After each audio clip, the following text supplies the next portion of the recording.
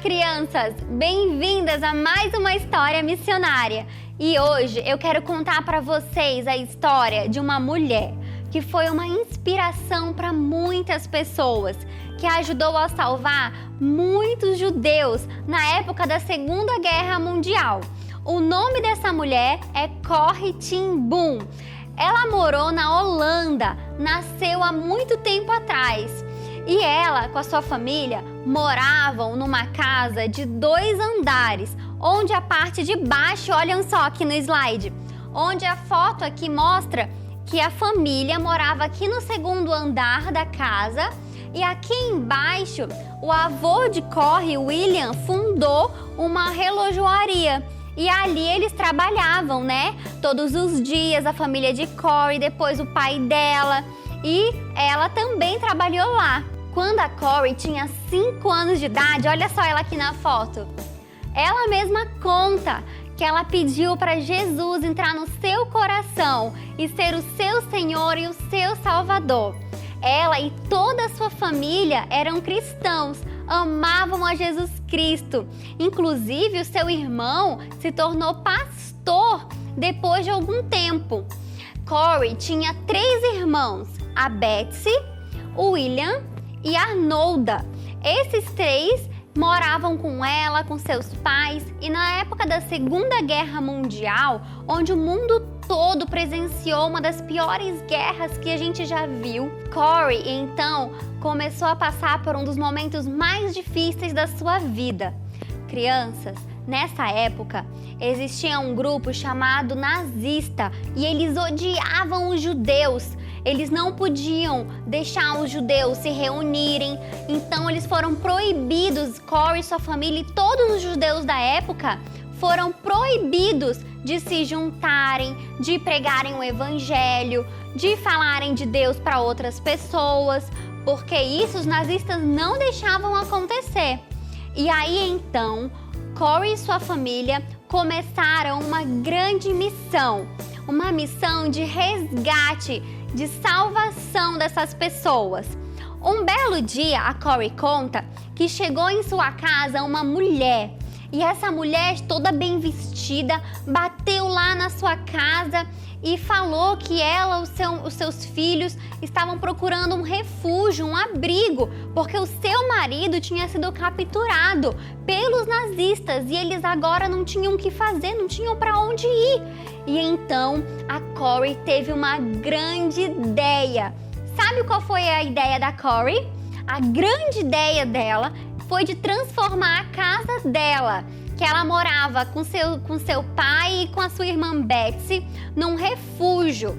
Ela já tinha uns 30 anos de idade e já estava trabalhando para Deus, já estava dando aula em classes, dando aulas falando sobre Jesus, né? Como eu falei, o seu irmão já era pastor, a sua outra irmã já era casada, já tinha filho, mas ela e a sua irmã Betsy ainda moravam em casa com seu pai porque elas não eram casadas ainda. Então, lá no seu quarto, ela teve essa ideia de transformar o seu quarto um refúgio para muitos judeus. Então, o que aconteceu? Essa aqui é a parede do quarto dela e aqui eles fizeram um esconderijo. Se você olhasse assim, com todas as coisas, você nunca ia perceber que ali atrás tinha um esconderijo. Eles quebraram aqui essa parede para mostrar depois para as pessoas aonde que os judeus ficavam escondidos.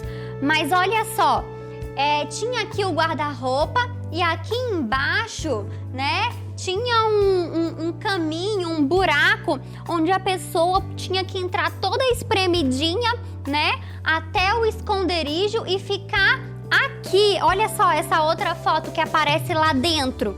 E aí aqui cabia até 6 pessoas em pé, assim ó, sem parar, tinha que ficar imóvel assim, sem parar para poder caber os 6. Era muito desconfortável. Imagina, crianças, a Corrie conta que às vezes as pessoas precisavam ficar escondidas lá durante algumas horas e algumas vezes também durante muitas horas. Às vezes ficar lá dentro daquele esconderijo durante 2 dias. Imagina, sem poder ir ao banheiro, sem beber água, em pé. Devia ser muito cansativo, não é?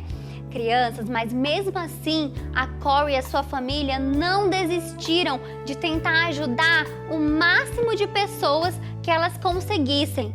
Sabe, algumas pessoas estimam, fazem as contas, que a família da Corey ajudou mais de 800 judeus a se livrarem da morte, porque os nazistas ficavam de olho na casa dela para saber o que estava acontecendo, porque eles já tinham recebido algumas denúncias e aí eles ficavam de olho na família dela. Então, eles tinham que tomar todos os cuidados. Imagina, ela conta que eles estavam lá jantando em casa e se tivesse alguém suspeito, né, que aparecesse na rua ou a polícia, eles então tinham que tocar um sininho que ficava na escada e aí em menos de 1 minuto todos eles tinham que se esconder e tinham que levar consigo todos os seus pertences. Se eles estivessem jantando, eles tinham que correr lá para o quartinho com seu prato de sopa, com seu copo para não deixar nenhuma pista que eles estavam lá. Então, eles treinavam isso todos os dias.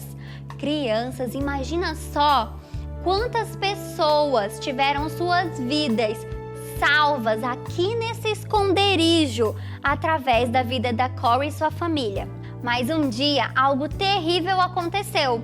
Um homem chegou lá na relojoaria que eu mostrei para vocês e falou com a Corey, falou assim: Corey, eu e a minha família somos judeus, eu tô com a minha esposa, nós estamos fugindo dos nazistas, você precisa me ajudar. E aí a Corey falou, sim, nós vamos ajudar você, né? E nessa hora, esse homem, ele era um policial disfarçado. Aí, crianças, a polícia então entrou lá na relojoaria, capturou, prendeu todas as pessoas que estavam lá, prendeu a família de Corey, o seu pai, os seus irmãos, e levaram eles embora. Mas mesmo na prisão dela, eles puderam ajudar ainda 6 pessoas, porque enquanto a polícia estava lá capturando Corey e a sua família, existiam 6 pessoas escondidas lá no esconderijo e elas tiveram que ficar lá quietinhas, sem falar nada, sem fazer nenhum barulho durante 47 horas, sem ir ao banheiro, sem beber água, lá até os policiais pararem de vasculhar, porque eles não estavam encontrando o esconderijo. E aí eles ficaram lá dentro e aí quando os policiais foram embora, aí eles conseguiram sair do esconderijo e foram resgatados por outros judeus, né? Então eles sobreviveram, mesmo no dia da prisão de Corey e da sua família. E então, o que aconteceu com Corey, com seu pai e as suas irmãs, né? Sua família que foi capturada pela polícia. Crianças, eles foram levados para campos de concentração. Sabe o que é campos de concentração? Naquela época, os judeus, eles não ficavam em prisão, em cela, como a gente vê hoje. Eles eram pessoas odiadas pelos nazistas. E aí, então, os nazistas construíram tipos de prisão e faziam eles ficarem lá, fazendo trabalho forçado, onde era muito ruim de comer, quase não tinha comida, era frio, eles eram torturados e sofriam muito lá. E então a Corey e a Betsy foram juntas para o campo de concentração e o seu pai foi para um outro, onde só tinha homens.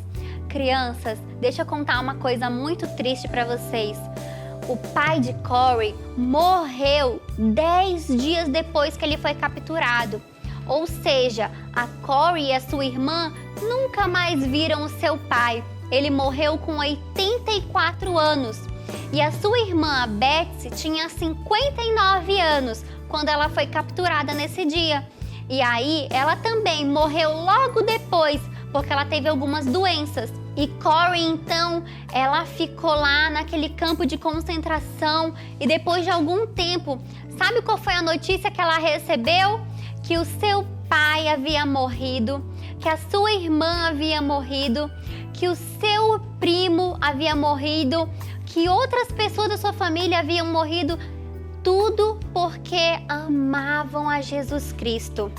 Ela deve ter sofrido muito, não é? Imagina você receber uma notícia dessa sozinha, num lugar onde só tem sofrimento? Nossa, Corey então conta que lá na sua prisão, ela se apegou ao Evangelho de Deus. Ela falou que através do Evangelho, através da história de Jesus morrendo naquela cruz, ela entendeu que o sofrimento de Jesus tinha um propósito. Jesus sofreu, morreu para que muitas pessoas fossem salvas. E aí ela pensou, então o meu sofrimento então também pode ter um propósito. Essas coisas estão acontecendo comigo por um propósito. Deus tem um propósito para o meu sofrimento também. Olha que preciosa lição, crianças. Crianças, então, no meio daquele sofrimento intenso, olha só, esse campo de concentração foi um desses, parecido com esses que a Corey e a sua família estiveram. No meio daquele sofrimento, daquela tristeza de ter perdido seus familiares, ela entendeu que a sua vida tem um propósito. E então, no final daquele ano, ela foi liberta e ela foi para sua casa. Mas aí o ministério dela estava começando, a missão dela estava começando. Ela não estava novinha não, gente. Ela já tinha mais de 50 anos, quase 60 anos. Aí você pode pensar, com certeza ela foi para casa, ficou lá descansando, né, aproveitando a sua vida. Não, ela foi para casa e ela falou o seguinte: Deus nos deu amor para poder perdoar os nossos inimigos. E ela tinha muito amor para dar. E ela perdoou, sabe? Ela andou nesses últimos anos dela de vida por mais de 30 países. Ela falou do amor, do perdão de Deus para muitas pessoas. Ela escreveu livro, ela teve um filme que foi baseado na sua história de vida. Hoje, a sua casa, a casa onde ela tinha lá o refúgio, o buraco na parede, hoje aquela casa virou um museu onde as pessoas até hoje podem entrar e visitar. E aí, crianças, ela percorreu esse mundo todo falando que a gente deve amar a Deus, perdoar os nossos inimigos. E você acha que ela não foi testada? Foi. Ela mesmo conta que teve um dia que ela estava lá palestrando, falando de Deus para as pessoas, e um homem foi atrás dela para poder abraçá-la. Quando ela olha para esse homem, sabe quem era? Um dos piores guardas lá da prisão do campo de concentração que ela estava. Aquele guarda já tinha feito muitas maldades para ela, para sua irmã, para outras mulheres, mas ele falou para ela: Corey, eu me converti, eu conhecia Jesus Cristo e Ele me perdoou, mas eu gostaria de pedir o seu perdão também. Crianças, imagina só olhar para o rosto do homem que causou tanto sofrimento para sua família, para sua irmã. Sabe o que ela fez? Ela perdoou, ela abraçou aquele homem e ela mesmo fala que ela lembrou dos sofrimentos de Jesus na cruz. Se Jesus é capaz de passar por tudo aquilo e perdoar a humanidade, ela também poderia perdoar aquele homem. Então ela cumpriu o que ela tanto pregava sobre amor e perdão. E ela então chegou ao final da sua vida com 91 anos de idade.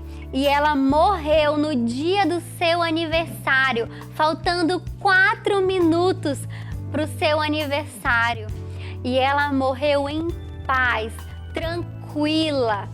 E ela então foi se encontrar com Deus. E as grandes lições que nós tiramos dessa história verdadeira é que nós podemos ser missionários, falar de Jesus nessa terra. E nós precisamos usar todo o nosso tempo, todas as nossas energias para poder falar de Jesus nessa terra, para poder fazer a diferença na nossa escola, na nossa casa, com os nossos amigos, com nossos familiares. A gente não pode deixar passar nenhum pouquinho de tempo, assim como a Corey, no final da sua vida, ao invés de ficar em casa descansando, ela saiu o mundo viajando e falando de Deus. Assim também a gente pode falar do amor e do perdão de Deus. E a outra lição que nós tiramos dessa história é que nós precisamos aprender a perdoar. Perdoar verdadeiramente. Perdoar não é esquecer, crianças. Perdoar é entregar para Deus cuidar aquele problema, aquela ofensa. Quando alguém fala alguma coisa que deixa você triste, quando alguém faz alguma coisa em que você não gosta, não guarde mágoa, não fique ressentido. Perdoe aquela pessoa, entregue para Deus cuidar.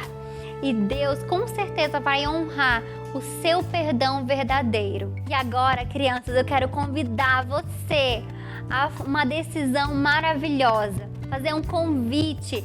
Se você deseja aceitar Jesus como seu Senhor e Salvador, assim como a Corey fez quando ela tinha 5 anos, como eu fiz quando eu tinha 7 anos, você também pode fazer isso agora. Então, se você deseja fazer essa decisão, pedir para Jesus entrar no seu coração, coloque a mãozinha no seu coração, feche os seus olhos. Acompanhe a oração com a prof e no final fale amém. Vamos orar. Senhor Jesus, eu te aceito como meu Senhor, como meu Salvador. Entra no meu coração, limpa os meus pecados. Eu quero que o Senhor seja o meu Salvador. Em nome de Jesus. Amém. Amém, crianças. E agora eu quero fazer a nossa segunda oração com aquelas crianças que já têm Jesus na sua vida, mas que por algum motivo não conseguem evangelizar, não conseguem falar de Jesus para as pessoas, para os seus amigos, para os seus familiares, para que você tenha a coragem que a família de Corey teve ao salvar milhares de pessoas. Vamos orar, acompanhe comigo essa oração, feche os seus olhos, se concentre, vamos orar. Senhor Jesus, eu quero ter a coragem que a Corey e a sua família tinham. Eu quero ser um missionário nessa terra, poder falar de Jesus para as pessoas. Me ajuda a falar de Ti para os meus amigos, para os meus familiares, que eu não tenha vergonha de falar de Ti. Me dê essa coragem, em nome de Jesus. Amém. Agora, nós vamos para o nosso segundo momento.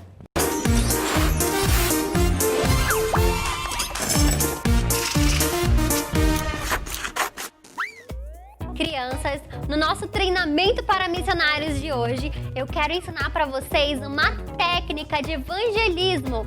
Mesmo que vocês não tenham nada aí na casa de vocês, mas tenham uma folha, vocês já podem usá-la para falar de Jesus para as outras pessoas. Vocês precisam estar ligados, atentos às pessoas que estão ao redor de vocês, porque aquela pessoa pode estar precisando escutar a palavra de Deus pela primeira vez e você vai ser o missionário que vai falar de Deus para elas. Vai contar essa história que eu vou mostrar para vocês aqui com um papel. Como que é? Eu vou ensinar como que vocês devem contar para outras crianças. Então vamos começar?